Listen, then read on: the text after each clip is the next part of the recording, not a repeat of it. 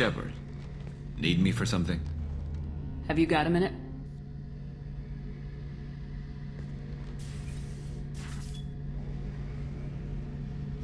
Yeah. I've been thinking about what we talked about. Blowing off steam, easing tension. I've never considered cross-species intercourse. And damn, saying it that way doesn't help. Now I feel dirty and clinical.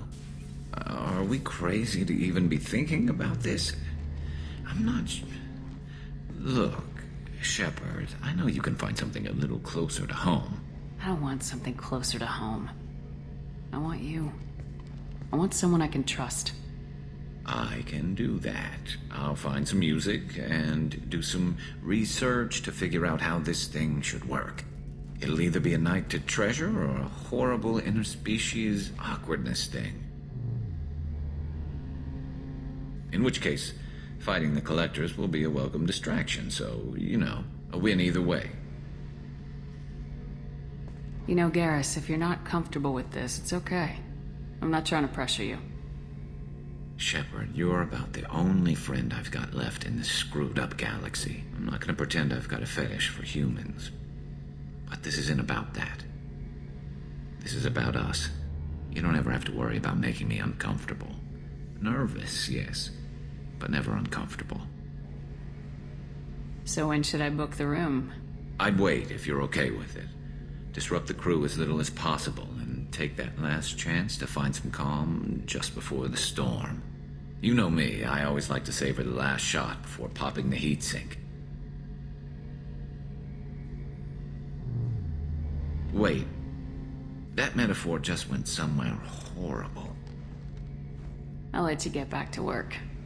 Right, because I'm in a great place to optimize firing algorithms right now. Commander, what can I do for you? Do you have a minute, Miranda? Of course. I'd been meaning to speak with you, in fact.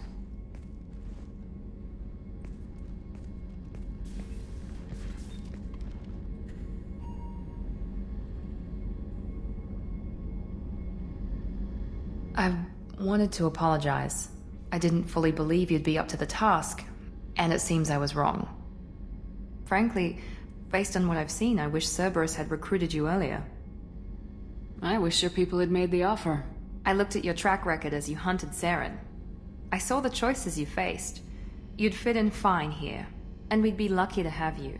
Too many join us out of simple xenophobia. We need more people here for the right reasons. I saw your bases years ago. You were using Rachni, Thorian creepers, even husks to make your own army. The husks were already dead. The Thorian creatures were mindless, and the Rachni were abandoned once we understood their intelligence. We weren't breeding an army, we were breeding expendable shock troops for high-risk scenarios. How many soldiers died in Saren's attack on Eden Prime? How many would have lived if we'd had just a dozen Rachni soldiers on our side? What was Cerberus trying to prove by experimenting on children like Jack? A mistake, no question. Not mine. And one that was corrected once we discovered the extent of the experiments being performed. With your intelligence, you could have landed any job you wanted. Why choose this? Because I still envy the time Morden spent with the Special Tasks Group, working with people as smart as he was. Cerberus never tells me that something is impossible. They give me my resources and say do it. And they've given you even more. A new life, a new ship, the elusive man's personal attention. What, you disapprove? No. I'm just impressed. You're... well, look at you. A kid from the slums of Earth. No family, little formal education.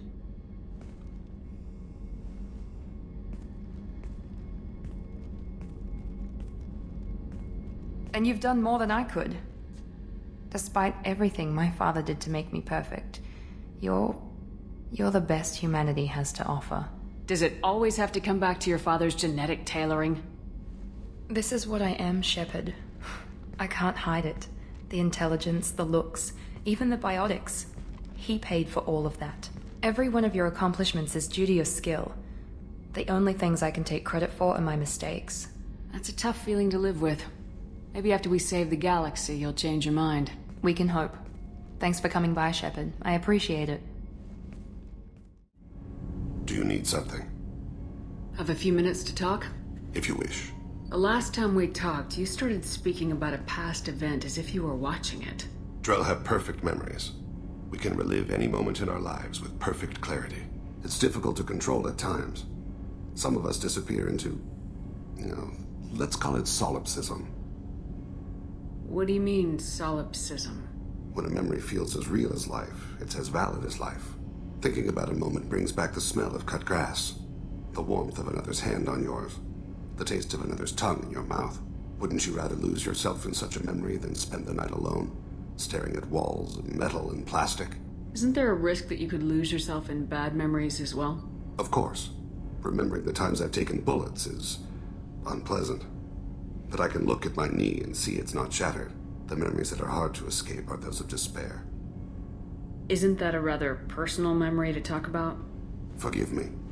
Lately I've spent a great deal of time reviewing my life. I didn't mean to make you uncomfortable. You can remember everything that happened in your life? Nearly. I expect if we remembered the birth trauma, we'd never recover from it. You can relive every assassination you've ever made? In perfect detail. Every mistake I made. Every target's last breath. You don't seem to feel guilty. Why should I? My employers killed them. My body was only the tool they used.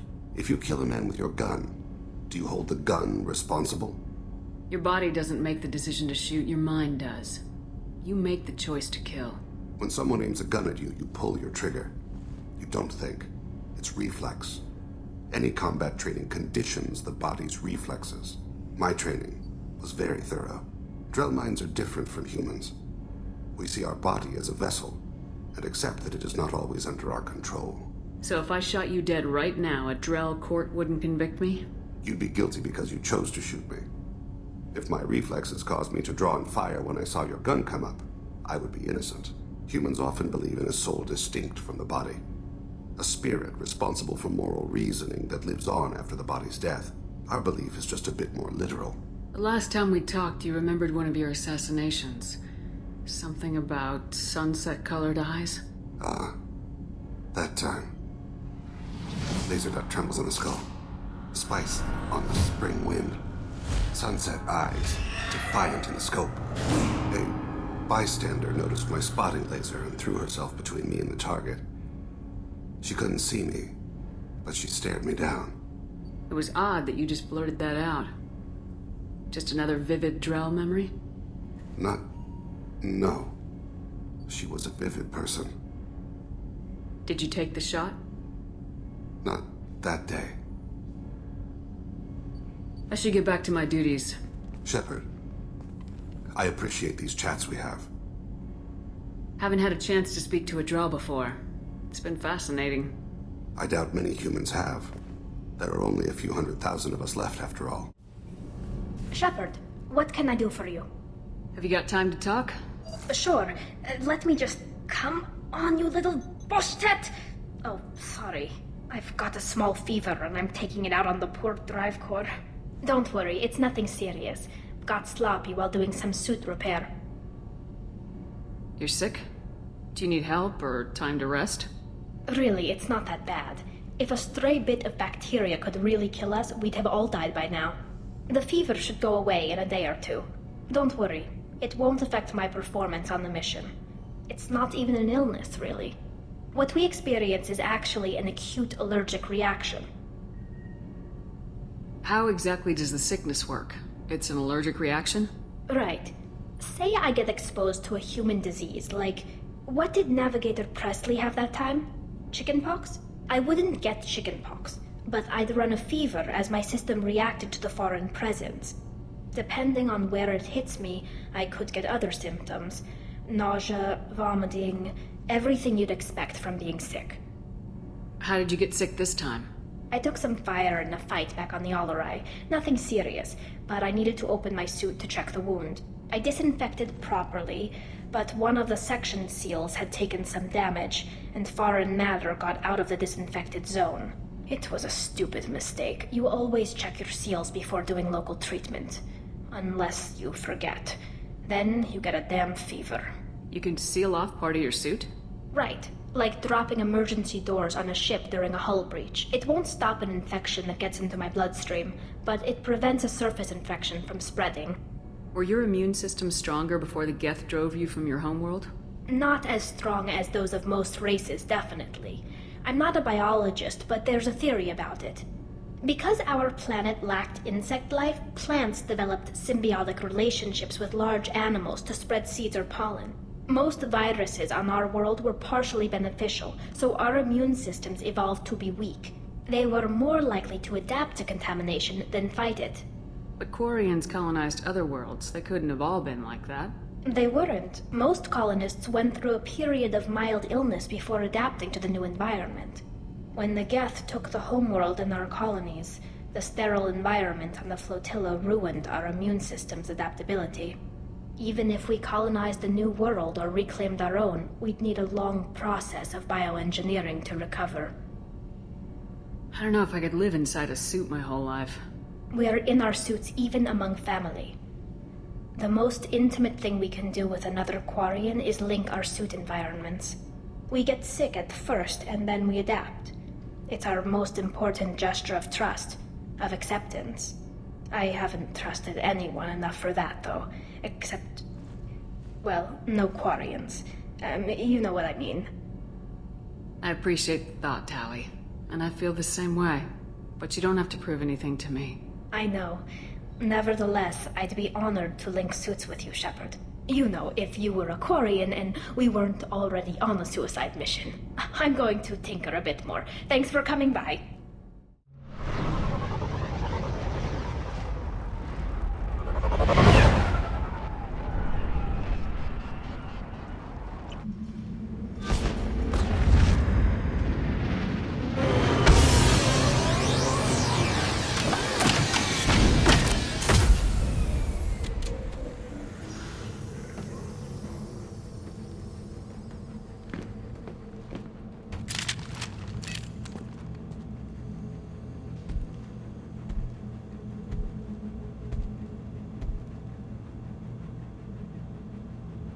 The clan leader wants to speak with you. Keep your running pet on a short leash. Get him the right soon or put him down. Just let me by. I have business to take care of.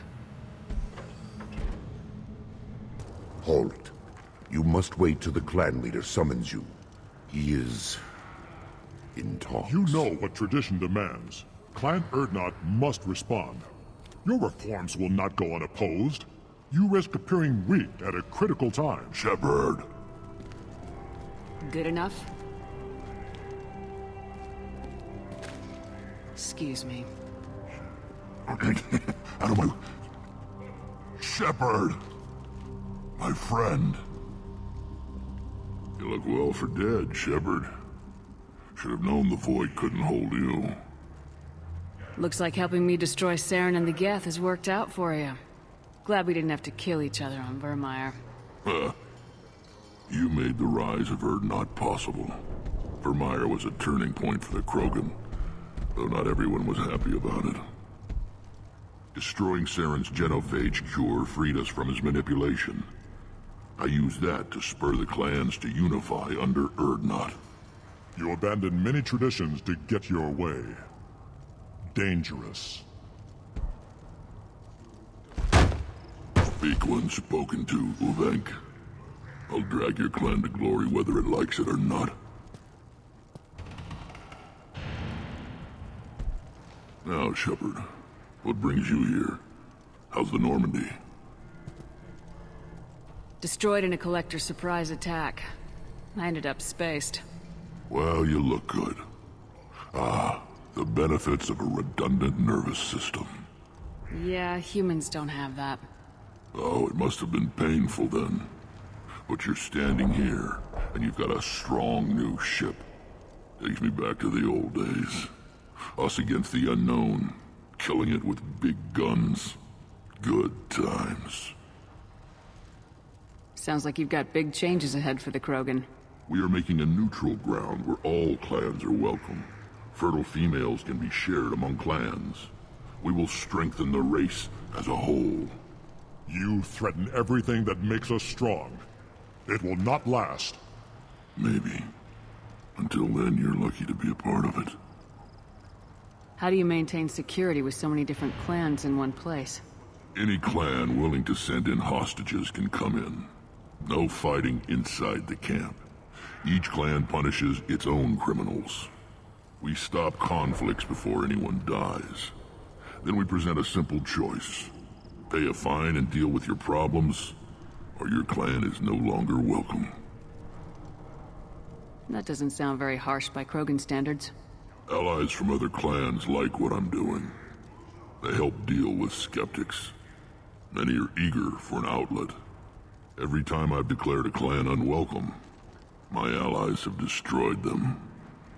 Word gets around. What's so important about maintaining individual clans? Every clan has different customs, rites of passage, rules of behavior, battle songs, all unique. That diversity makes us great. No clan, not even mine, was meant to survive on its own. Urdnot is the leading clan. Doesn't that make your culture primary? For now. But every clan has its unique assets. The best tacticians are Urdnot. Chorgal has the longest breeding line. Gatatog holds the oldest settlement. Others have their own strengths. We keep going how we are. The clans will end up as craters under nuclear haze. Even Urdnot. We need to rethink. Restart. What do the women of Clan Urdnot think about this plan? It was our female clan leader's idea. The neutral area is safe, and it encourages more female clans to ally with us. Attacks on Urdnot now endanger the females of all clans. Even clans that want to see me dead will defend Clan Urdnot. Your women have their own clan structure? Nothing is more valuable than a fertile female. We know it. They know it. They isolate themselves for their own protection. We work together to set up breeding alliances. I can hardly do anything without clan leader Yuta's approval. This sounds ambitious. How's it gone so far? Better than I'd feared. Worse than I'd hoped. It can't continue. You are going against what makes us strong. Sounds like you're not making friends. Traditionalists like Uvenk are chained Varen, always fighting, guarding their pathetic stick in the ground. When the smoke clears, I can plant a flag on their corpses and rally the rest around a new Krogan hub. Sounds like you're counting on a lot of bloodshed even after you unite. It will be slow, but I won't change what we are. Krogan are judged by the strength of our enemies. Our worst insult is to say someone's not worth killing.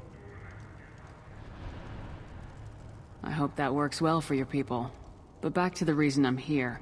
We don't often allow aliens to do business on Tuchanka, but you're an exception. I have a Krogan on my crew. He has some kind of sickness and needs treatment.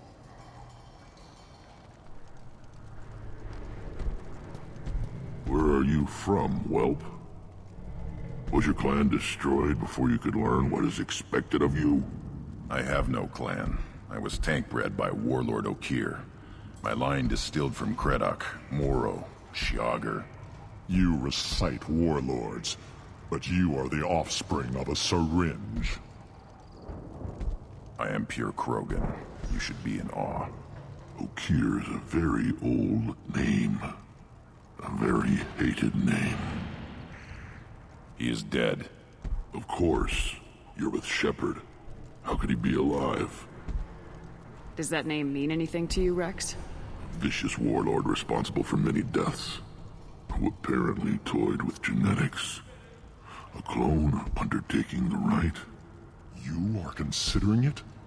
Tank-bred allowed status as an adult? This is too far. There's nothing wrong with him.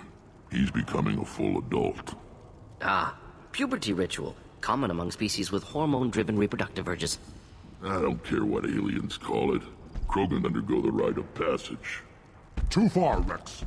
Your clan may rule, but this thing is not Krogan.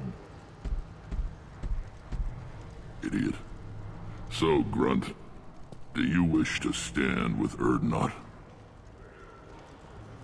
What does the rite of passage require? Not for me to say, Shepard. The shaman will discuss that. You'll let a tank-bred Krogan join Clan Urdnot? Only because he's with you. After all, you and I killed thousands like him. Not quite as big, but many. Clan Urdnot is strong, and the others will do as I say. They see the benefit of my vision. What happens if he doesn't do this rite of passage? If he was left here, he would be killed. The clanless are not respected. A tank-bred, probably more so. His disposition is what it is, right or no. That's just him being a Krogan. Okeer didn't tell you that in the tank. Did he, boy? We didn't come all this way for nothing.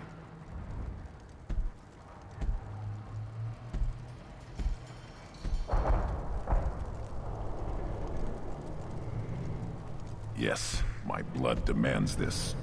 Good boy. Speak with the shaman. He's over on the second level. Give him a good show and he'll set you on the path.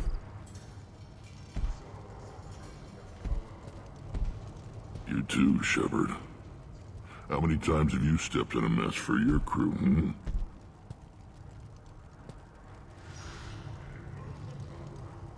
I'm looking for a Solarian.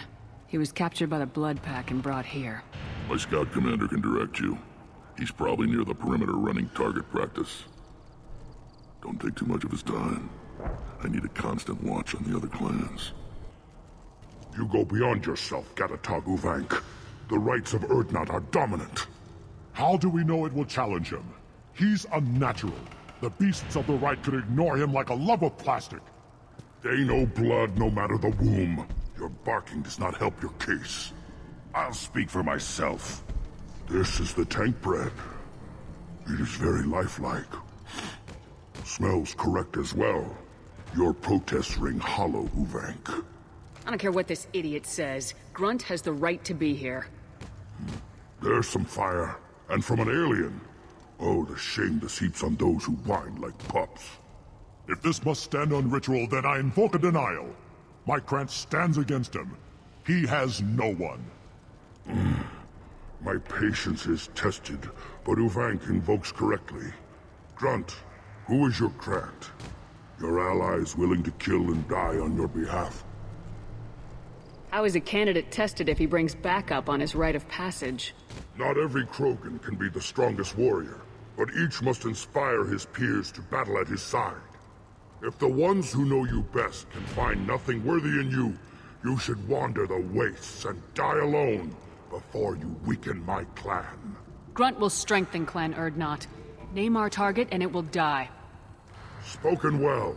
Most aliens, and some Krogan, do not understand our ways. I believe this human does. Aliens don't know strength. My followers are true Krogan. Everything about Grunt is a lie.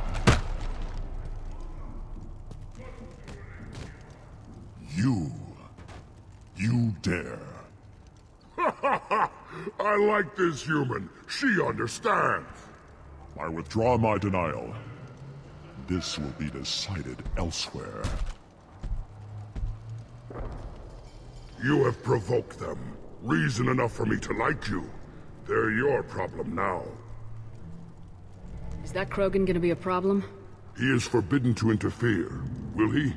During the rite of passage, you must be ready for anything, Shepard. From what you've shown me, you will not disappoint. Do we need any special equipment? To begin the rite, only the candidate and his Krant are required. You love battle, don't you, Shepard? The last gasp of a dying opponent. Bring your love of the fight to Grunt's trial, and he will succeed. We've waited long enough. Tell us how this works. Still your impatience, Shepard. For now, know that Grunt will be tested, and that you must adapt. We're ready. Let's do this. Excellent.